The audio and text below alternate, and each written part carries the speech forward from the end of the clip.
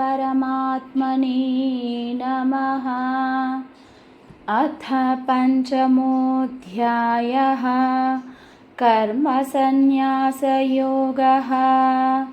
अर्जुन उवाच सन्न्यासं कर्मणां कृष्ण पुनर्योगं च शंससि यच्छ्रेय एतयोरेकं तन्मे ब्रूहि सुनिश्चितम्। श्रीभगवानुवाच सन्न्यासः कर्मयोगश्च निःश्रेयसकरावुभौ तयोस्तु कर्मसन्न्यासात् कर्मयोगो विशिष्यते। ज्ञेयः स नित्यसन्न्यासी यो न द्वेष्टि न काङ्क्षति निर्द्वन्द्वो हि महाबाहो सुखं बन्धात् प्रमुच्यते। सांख्ययोगौ पृथग् बालाः प्रवदन्ति न पण्डिताः एकमप्यास्थितः सम्यक् उभयोर्विन्दते फलम्। यत्साङ्ख्यैः प्राप्यते स्थानं तद्योगैरपि गम्यते। एकं साङ्ख्यं च योगं च यः पश्यति स पश्यति। सन्न्यासस्तु महाबाहो दुःखमाप्तुमयोगतः योगयुक्तो मुनिर्ब्रह्मा न चिरेणाधिगच्छति। योगयुक्तो विशुद्धात्मा विजितात्मा जितेन्द्रियः सर्वभूतात्मभूतात्मा कुर्वन्नपि न लिप्यते। नैव किञ्चित् करोमीति युक्तो मन्येत तत्त्ववित्। पश्यन् शृण्वन् स्पृशन् जिघ्रन् अश्नन् गच्छन् स्वपन् श्वसन् प्रलपन् विसृजन् गृह्णन् उन्मिषन् निमिषन्नपि। इन्द्रियाणीन्द्रियार्थेषु वर्तन्त इति धारयन् ब्रह्मण्याधाय कर्माणि सङ्गं त्यक्त्वा करोति यः लिप्यतेन स पापेन पद्मपत्रमिवाम्भसा। कायेन मनसा बुद्ध्या केवलैरिन्द्रियैरपि योगिनः कर्म कुर्वन्ति सङ्गं त्यक्त्वात्मशुद्धये। युक्तः कर्मफलं त्यक्त्वा शान्तिमाप्नोति नैष्ठिकीम्। अयुक्तः कामकारेण फले सक्तो निबध्यते। सर्वकर्माणि मनसा सन्न्यस्यास्ते सुखौ वशी। नवद्वारे पुरे देहि नैव कुर्वन्न कारयन्। न कर्तृत्वं न कर्माणि लोकस्य सृजति प्रभुः। न कर्मफलसंयोगं स्वभावस्तु प्रवर्तते। नादत्ते कस्यचित् पापं न चैव सुकृतं विभुः। अज्ञानेनावृतं ज्ञानं तेन मुह्यन्ति जन्तवः।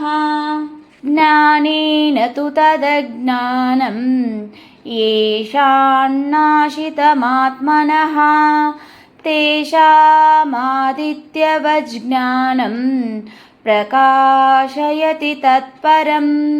तद्बुद्धयस्तदात्मानः तन्निष्ठास्तत्परायणाः गच्छन्त्यपुनरावृत्तिं ज्ञाननिर्धूतकल्मषाः।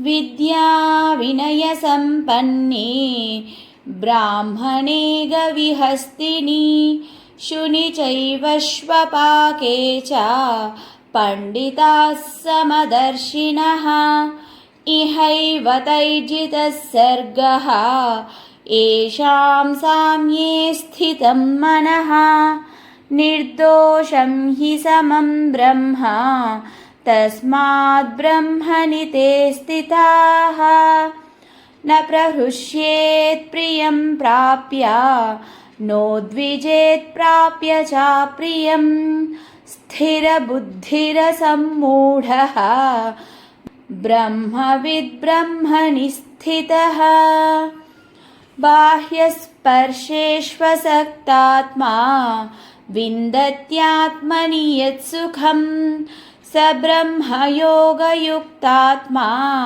सुखमक्षयमश्नुते ये हि संस्पर्शजा भोगाः दुःखयोनय एव ते आद्यन्तवन्तः कौन्तेया न तेषु रमते बुधः शक्नोति हैव यः सोढुं प्राक्शरीरविमोक्षणात् कामक्रोधोद्भवं वेगं स युक्तः स सुखी नरः योऽन्तः सुखोऽन्तरारामः तथान्तर्ज्योतिरेव यः स योगी ब्रह्मनिर्वाणं ब्रह्मभूतोऽधिगच्छति लभन्ते ब्रह्मनिर्वाणं ऋषयः क्षीणकल्मषाः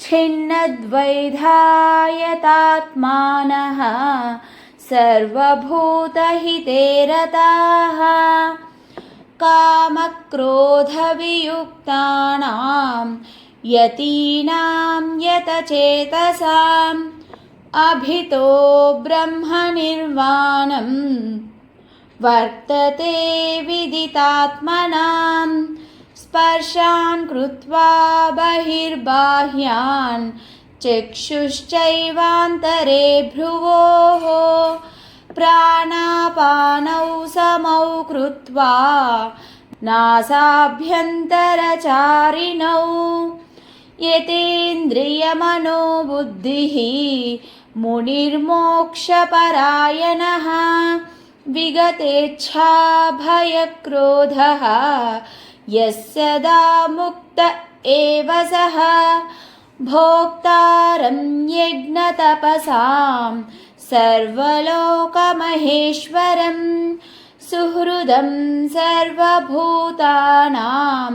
ज्ञात्वा मां शान्तिमृच्छति।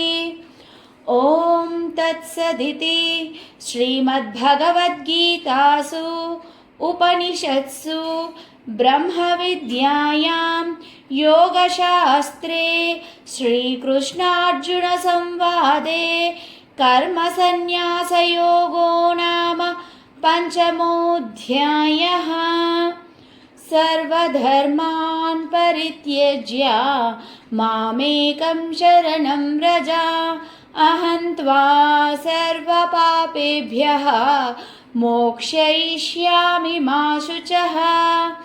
यदक्षरपदभ्रष्टं मात्राहीनं तु यद्भवेत् तत्सर्वं क्षम्यतां देव नारायण नमोऽस्तु ते।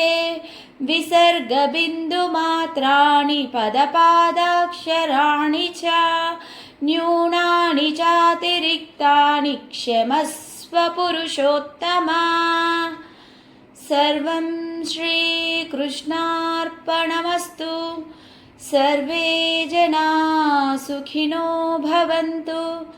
लोकाः समस्ताः सुखिनो भवन्तु।